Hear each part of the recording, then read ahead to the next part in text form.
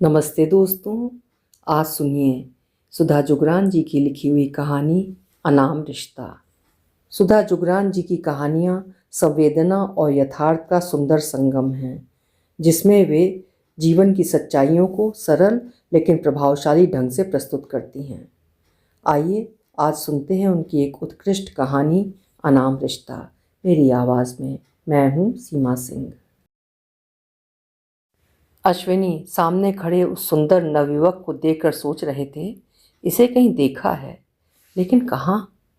उन्हें बहुत कोशिश करने पर भी कुछ याद नहीं आया। सर, तभी उस युवक ने कहा, जो उन्हें इस कदर खोया देखकर असमंजस की स्थिति में था। वो उनके चेहरों पर आते जाते भावों को आश्चर्यचकित होकर देख रहा था। सर, मैं अमित वर्मा। इस बार वो युवक थोड़ा झुककर बोला तो आवाज़ जैसे अश्विनी के कानों में उतर गई। आवाज़ भी कितनी सुनी हुई लगती है। युवक की आवाज़ की कशिश ने उन्हें उनकी सोच से बाहर ला पटका था। ओ हाँ, बैठो। उसके हाथ से नियुक्ति पत्र लेते अश्विनी बोले।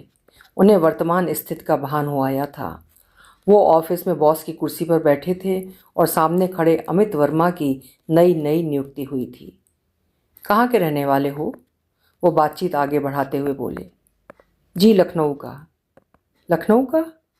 लखनऊ से तो मद्रास काफ़ी दूर पड़ता है। जी, अमित बोला। अश्विनी अमित से बात तो कर रहे थे, लेकिन उनका दिमाग उसकी सूरत और आवाज़ में बुरी तरह उलझा हुआ था। उन्हें ऐसा लग रहा था जैसे वो उसे बहुत अच्छी तरह से जानते हैं, उससे कई बार बातचीत भी कर चुके हैं। तो अमित, आज तुम्हारा ऑफिस में पहला दिन है, अभी कहाँ रह रहे हो? उन्होंने पूछा। जी, अभी तो होटल में ठहरा हूँ, लेकिन जल्दी ही एक कमरा ढूंढ लूँगा। हाँ, यही ठीक रहेगा। फिर वो थोड़ा रुक कर बोले, ठीक है, फिर तुम अपना काम समझ लो। कहकर उन्होंने दूसरे कर्मचारी को बुलाकर उन्हें अमित का केबिन दिखाने और सबसे परिचय कराने के लिए कह दिया। अमित चला गया। अश्विनी अभी भी उसके विषय में सोच रहे थे। अमित की सूरत अपने सोहेल से कितनी मिलती है, शायद इसीलिए वो उन्हें इतना परिचित सा लग रहा था। अश्विनी की आंखें भर आईं। उनका इकलौता पुत्र सोहेल लगभग 2 साल पहले माता पिता को दुख में डुबोकर उन्हें अलविदा कह गया था। उन्होंने आंखें पोंछी और एक झटके से खुद को वर्तमान में ले आए। जब से सोहेल गया था, बस ऐसे ही बैठे बैठे वो उसकी यादों में खो जाते थे। पत्नी सविता तो इस सदमे से उबर ही नहीं पा रही थी। एक तो इकलौते बेटे का बिछोह, ऊपर से पत्नी की अस्वस्थता। दोनों बातों ने अश्विनी को अंदर से तोड़ दिया था। वो बहुत चाहते थे कि सविता अब सच्चाई स्वीकार करे, लेकिन वो तो सुहेल की यादों से बाहर आना ही नहीं चाहती थी। सविता के इस तरह टूटने से उन्हें खुद को मजबूत बनाना पड़ा था, लेकिन आज अमित ने उनके उसी रिश्ते घाव को कुरेद दिया था। शाम को घर गए तो सविता हमेशा की तरह बाहर बरामदे में कुर्सी पर चुपचाप बैठी थी। वो भी उसके पास जाकर बैठ गए। सविता ने एक वीरान सी नज़र उन पर डाली। मुस्कुराने की कोशिश में उसकी सूरत रोनी सी हो गई। वो फिर खामोशी से सामने देखने लगी। कैसी तबीयत है सविता? ठीक है। अश्विनी ने रामकली को आवाज़ देकर चाय बनाने के लिए कहा। सविता को इस कदर गमगीन देखकर वो उसकी बाँह सहलाने लगे। सविता, ऑफिस से कुछ दिन की छुट्टी लेकर हम दोनों कहीं घूमने चलते हैं, थोड़ा दिल बहल जाएगा। सविता कुछ नहीं बोली, चुपचाप डबडबाई आंखों से उन्हें देखती रही। सविता, वो उसके आंसू पोंछते हुए बोले, तुम ऐसे कमज़ोर पड़ोगी तो मेरा क्या होगा? तुम्हारे बिना मैं कैसे जी पाऊँगा? 2 साल होने को आए हैं, अब घर गृहस्थी संभालो। ऐसे कब तक चलेगा? सुहेल के साथ ज़िंदगी ख़त्म तो नहीं हो गई? ऐसे भी तो दंपत्ति हैं जिन्हें संतान का सुख कभी नहीं मिलता। हमें तो फिर भी 19 साल तक संतान का सुख मिला है, और फिर जहाँ सुहेल गया है वहाँ तो हमें भी एक दिन जाना ही है। सविता ने टपकते आंसुओं को हथेलियों से पोंछ लिया। तभी रामकली चाय ले आई। दोनों चाय पीने लगे, मगर सविता ने तो जैसे हर बात पर चुप्पी साध ली थी। वो गुमसुम सी रहने लगी। अश्विनी अमित को देखते तो उनका दिल सुहेल की याद में कराह उठता। जब से अमित ऑफिस में आया था, तब से अश्विनी बेचैन से रहने लगे थे। उनके दिल ने अमित से एक अनाम सा रिश्ता कायम कर लिया था। वो अमित के द्वारा सुहेल की यादों को सहलाने लगे थे। उनकी भावनाओं से अनजान अमित इसे महज उनका बड़प्पन समझता था, और यही समझता था कि उसके बॉस उसके काम से खुश हैं। एक दिन सविता को कुछ अच्छे मूड में देखकर अश्विनी बोले, सविता, बहुत दिनों से तुमसे एक बात कहना चाहता हूँ। सोच रहा हूँ कि कहूँ या नहीं। ऐसी क्या बात है? सविता ने पूछा। मेरे ऑफिस में एक नया लड़का आया है। उसकी सूरत सुहेल से इतनी मिलती है कि कोई दूसरा तो उसे सुहेल का भाई ही समझ लेगा। तुम भी उसे देखोगी तो चकरा जाओगी। अश्विनी बोले तो सविता की आंखें पल भर के लिए चमक उठीं। अच्छा, कभी घर लेके आओ ना उसे। मौका मिला तो ज़रूर लाऊंगा, अश्विनी बोले। सच तो यह है कि उसकी सूरत सुहेल से ज़्यादा तुमसे मिलती है। अश्विनी थोड़े शरारती हो गए। कहीं कोई गड़बड़ तो नहीं है ना? उसकी सूरत तुमसे क्यों मिलती है? सुनकर न चाहते हुए भी सविता जोर से हंस दी। चलो हटो, ये भी कोई उम्र है इस तरह का मजाक करने की? सविता ने भी चुहल करते हुए कहा। बहुत दिनों बाद सविता खुलकर हंसी थी। सविता की मुस्कुराहट अश्विनी के लिए जैसे संजीवनी का काम कर गई। अब इस उम्र में बस एक दूसरे का ही तो सहारा था। सविता, जरा बाजार तक होकर आता हूँ, कुछ छोटे मोटे काम हैं, तुम चलोगी? अश्विनी ने पूछा। नहीं, आप हो आइए। अच्छा, कुछ लाना तो नहीं है? नहीं, बस जल्दी आ जाना, बारिश होने को है, गड्ढे पानी से भर जाते हैं। रात में कार चलाने में आपको वैसे भी दिक्कत होती है। अच्छा बाबा, अच्छा, इतनी सारी नसीहतें। मैं अच्छे बच्चे की तरह जल्दी घर आ जाऊंगा। कहते हुए अश्विनी मुस्कुराते हुए चले गए। सविता वहीं बैठी रह गई। अश्विनी की बातों ने पल भर के लिए उसे भी उलझा लिया था। कितनी सूरत मिलती होगी आखिर सुहेल की उस लड़के से। 2 साल होने को आए सुहेल को गए हुए, लेकिन एक पल भी भुलाया नहीं जाता उसका चेहरा। सोचकर सविता की आंखें फिर भरने लगीं। वो गहरी सोच में डूबने लगी। अश्विनी से सविता का दूसरा विवाह हुआ था, लेकिन अश्विनी के व्यवहार ने उसे ये कभी महसूस नहीं होने दिया था, जबकि अश्विनी अविवाहित थे। उसके पहले पति अनुपम को ब्लड कैंसर था। जब अनुपम की मृत्यु हुई तब सविता लगभग 23 साल की थी। उसका 2 साल का बेटा था निक्की। अनुपम अपने माता पिता की इकलौती संतान थे। अनुपम की मौत से पूरा परिवार अथाह शोक के सागर में डूब गया। कौन किसके आंसू पोंछे, बस दुख के गहरे सागर में कुछ हलचल थी तो निक्की के कारण। 2 साल का नन्हा बच्चा निक्की घर में आए इस तूफान से अनजान था। उसके कारण धीरे धीरे सब सामान्य होने लगे। सविता को अश्विनी के ऑफिस में नौकरी मिल गई। उसके ससुर भी नौकरी करते थे। सविता जिस मकान में अनुपम के साथ रहती थी, वहीं एक कमरे में सविता के रहने का इंतजाम कर मकान मालिक को उसके देखभाल की जिम्मेदारी सौंपकर उसके सास ससुर वापस लौट गए थे। साथ में निक्की को भी ले गए, ये सोचकर कि सविता को नौकरी के साथ छोटे बच्चे को संभालने में दिक्कत होगी। सविता भी निक्की की तरफ से निश्चिंत थी कि दादा दादी के पास उसकी देखभाल अच्छी तरह से हो जाएगी और उसका मन भी लगा रहेगा। थोड़े दिन उसकी बहन सविता के साथ रही, फिर वो भी चली गई। दिन भर सविता ऑफिस में व्यस्त रहती और रात में अनुपम की यादों को छाती से लगाए सो जाती। शुरू शुरू में उसे जब भी छुट्टी मिलती वो निक्की के पास पहुंच जाती। निक्की दादी से इतना हिलमिल गया था कि सविता को कम व दादी को ज़्यादा पहचानता। दादा दादी के पास निक्की की सही देखभाल की वजह से धीरे धीरे सविता का जल्दी जल्दी वहाँ जाना कम हो गया। अब वो छुट्टी के दिन बाकी काम निपटाती, कभी कभी मायके भी चली जाती। दिन ऐसे ही बीत रहे थे। निक्की दादा दादी को ही माता पिता समझता था। दादा दादी निक्की में अपने बेटे को देख रहे थे, लेकिन सविता अपने आप में अकेली हो गई थी। निक्की अब स्कूल जाने लगा था। एक बार उसने निक्की को अपने साथ लाने की पेशकश की भी थी, तो न दादा दादी ने ही उसे आने दिया और न ही निक्की उसके साथ आने को तैयार हुआ।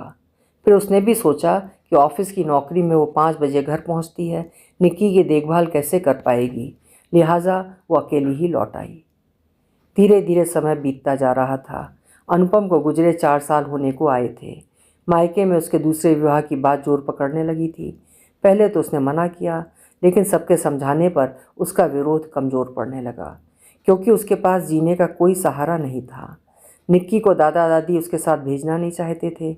अपने तबादले के लिए कोशिश करती भी तो क्या सोचकर, क्योंकि ससुर जी तो खुद ही नौकरी पर थे और वहाँ से उनका तबादला कभी भी हो सकता था। इस शहर में वो लोगों को कम से कम पहचानती तो थी। जब उसके सास ससुर को उसके दूसरे विवाह के बारे में सोचने की बात पता लगी तो उन्हें अच्छा तो नहीं लगा, पर उन्होंने विरोध भी नहीं किया। लेकिन उन्होंने साफ जता दिया कि निक्की उसके साथ नहीं जाएगा। वैसे भी उसका अपने पिता के घर पर जितना अधिकार है वो उसे दूसरे घर में तो मिलने से रहा, तो अपना घर छोड़कर निक्की क्यों जाए। अश्विनी अविवाहित होते हुए भी सविता की सुंदरता पर रीझ कर उससे विवाह को तैयार हो गए थे। जब सविता का अश्विनी से विवाह हुआ तो निक्की 6 साल का था। अश्विनी ने सविता को पूरे दिल से अपनाया, लेकिन निक्की में उनकी कोई रुचि नहीं थी, जिससे सविता को यही उचित लगा कि निक्की अपने दादा दादी के पास ही रहे। वैसे भी दादा दादी उसे भेजने को कहाँ तैयार थे। शुरू शुरू में सविता निक्की से मिलने जाती रही, लेकिन उसके दूसरे विवाह के बाद सास ससुर का व्यवहार उसके साथ बदलने लगा था। उनके व्यवहार से उसे साफ लगा कि वे अब उसका इधर आना पसंद नहीं करते। साल होते होते उसकी गोद में सुहेल आ गया। वो सुहेल के पालन पोषण में खो गई। उसकी गाड़ी फिर से पटरी पर चलने लगी। घर आंगन खुशियों से महकने लगा। सुहेल के आने के बाद निक्की की कमी करनी भी कम हो गई, लेकिन वो निक्की के बारे में बराबर पता करती रहती।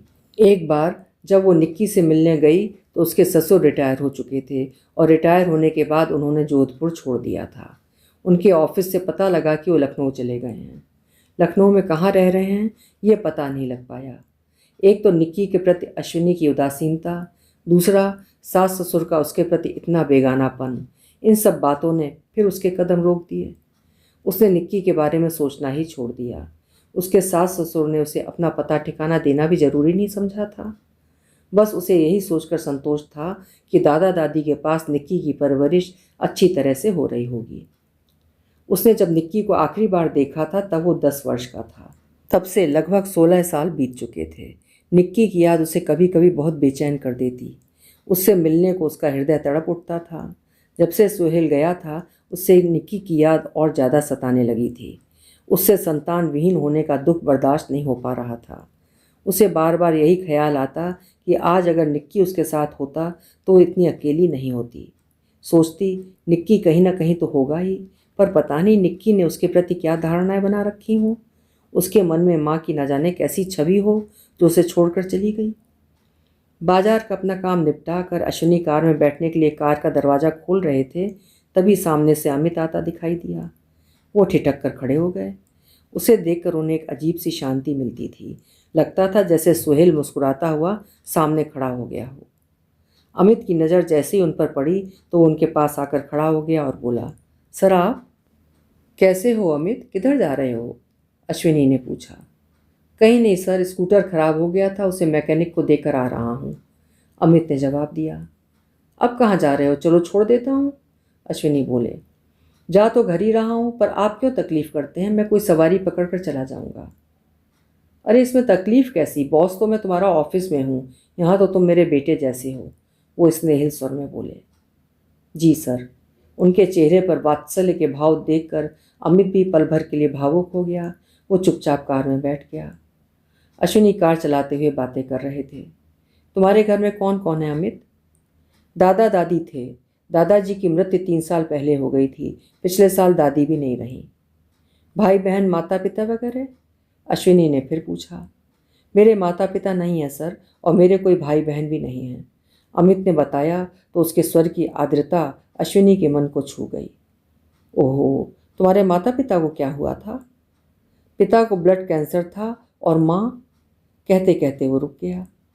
और माँ? अश्विनी ने पूछा। माँ? कहकर अमित चुप हो गया।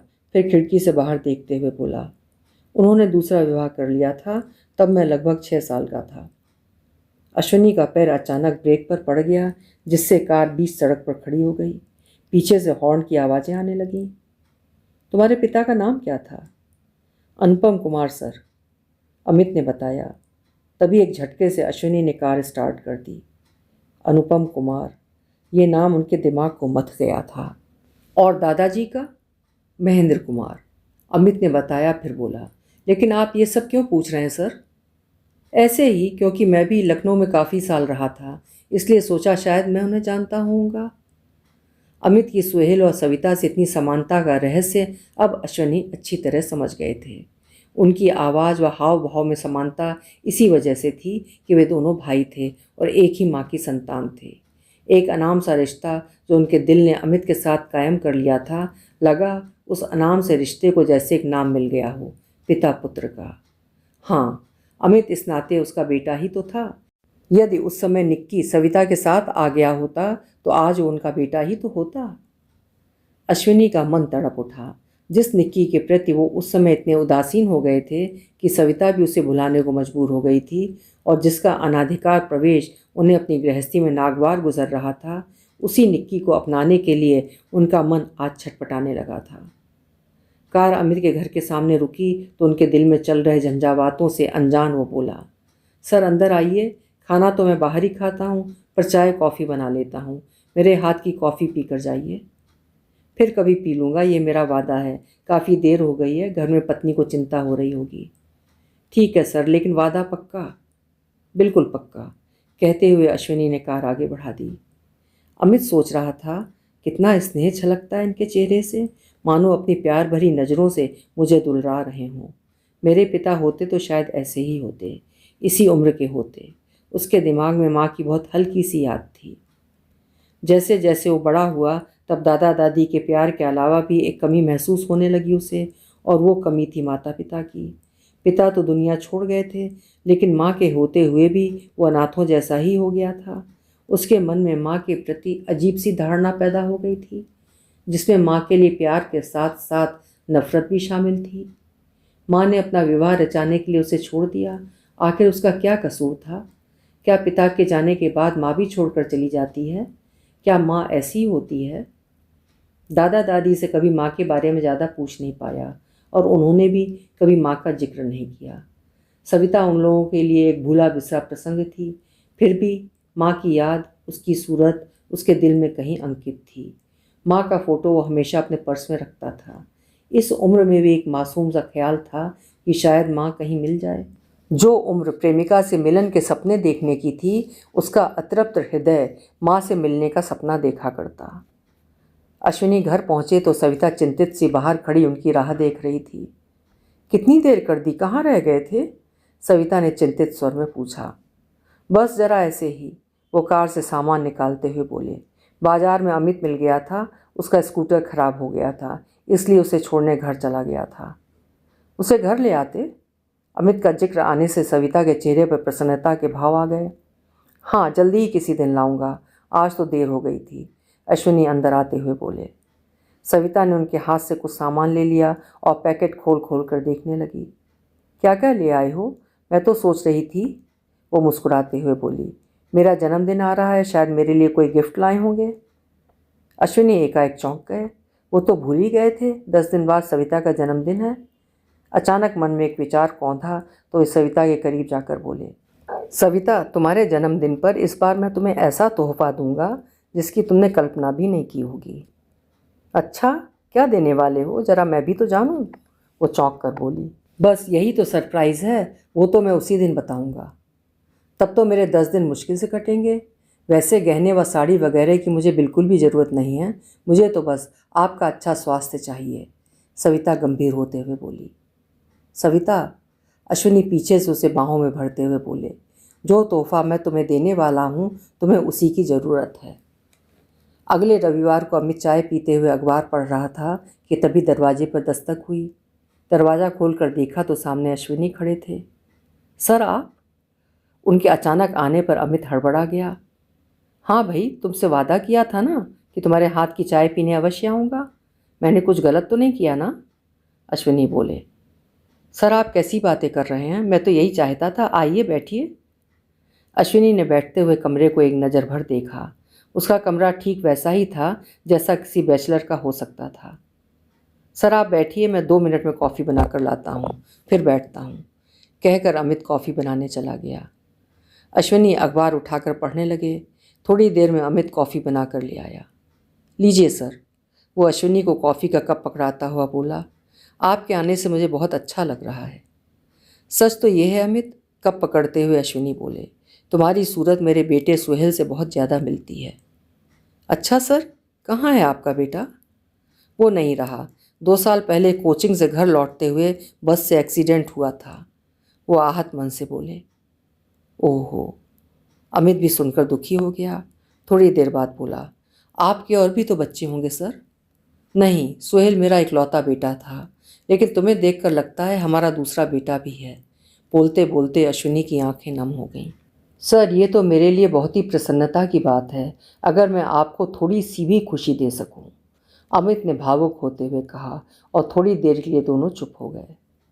हाँ तो अमित, अश्विनी विषय बदलते हुए बोले, तुम उस दिन अपनी माँ के बारे में कुछ बता रहे थे कि उन्होंने दूसरा विवाह कर लिया था।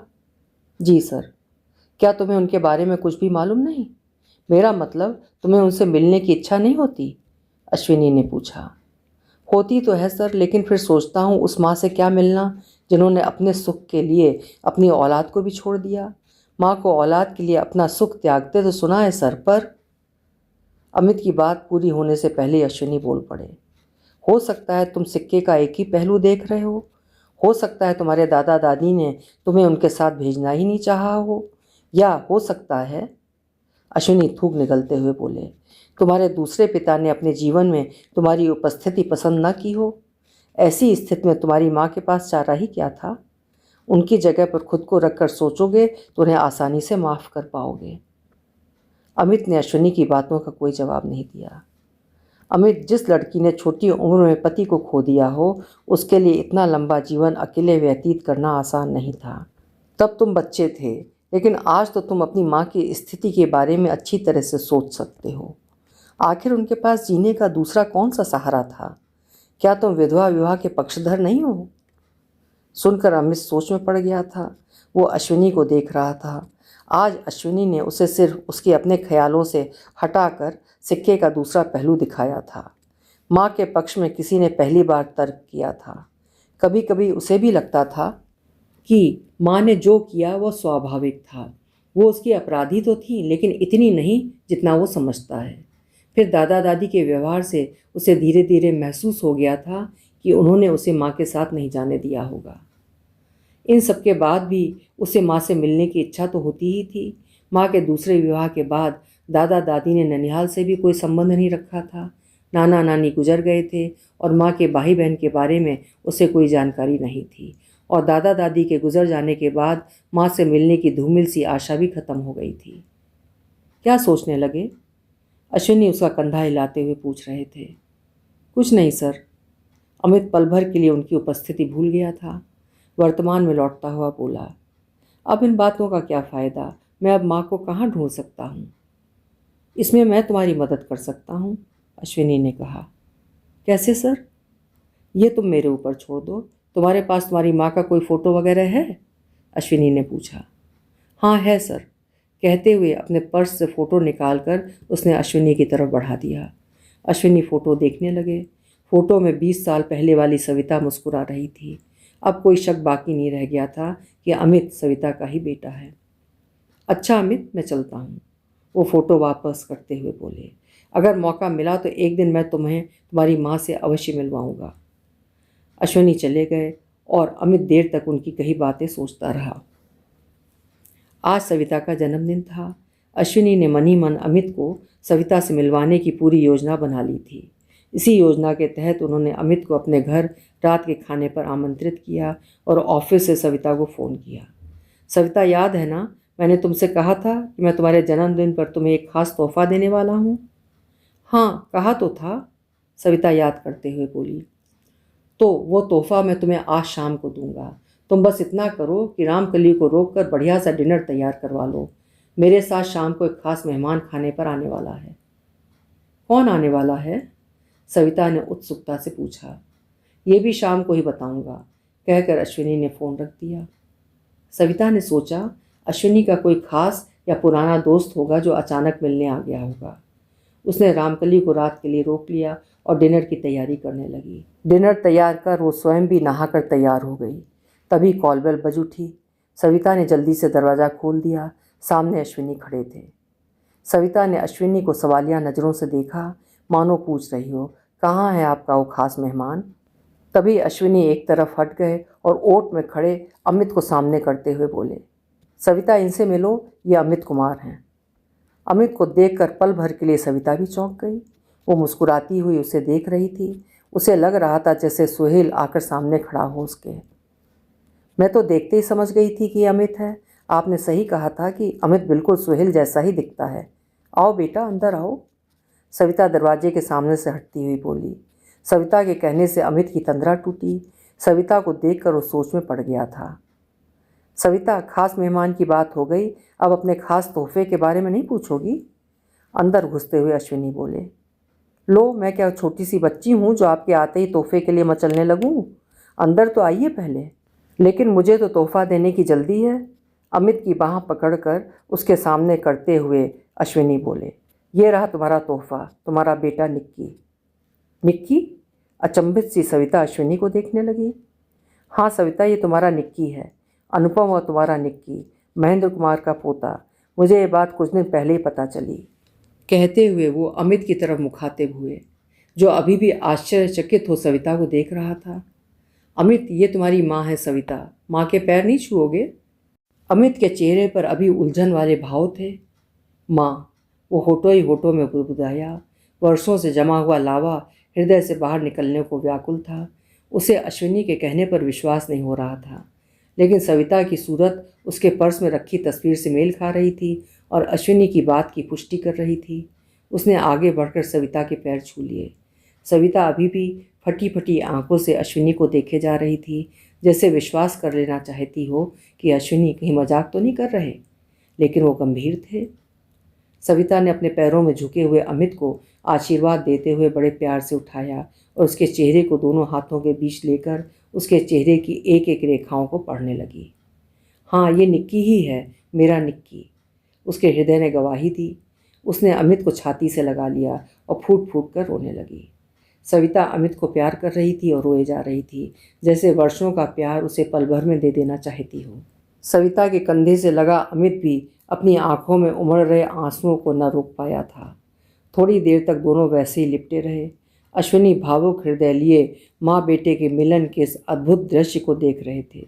एक दूसरे के होने का एहसास दिल को हो चुकने के बाद दोनों अलग हुए तो अमित अश्विनी की तरफ मुड़ा। सर, कहकर वो अश्विनी के पैरों में झुक गया।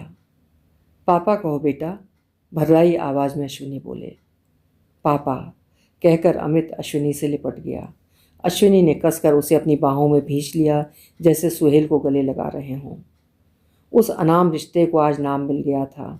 सविता खुशी के अतिरेक से बार बार आंसुओं से भर रही आंखें पोंछ रही थी। उसे नहीं मालूम था कि जन्मदिन पर अश्विनी उसे इतना अनमोल तोहफा देने वाले हैं। अभी आप सुन रहे थे सुधा जुगरान जी की लिखी हुई एक खूबसूरत कहानी, अनाम रिश्ता। उम्मीद है कहानी आपको अच्छी लगी होगी। अच्छी लगी हो तो कहानी को लाइक और चैनल को सब्सक्राइब करिएगा। कल फिर मिलते हैं। नमस्कार।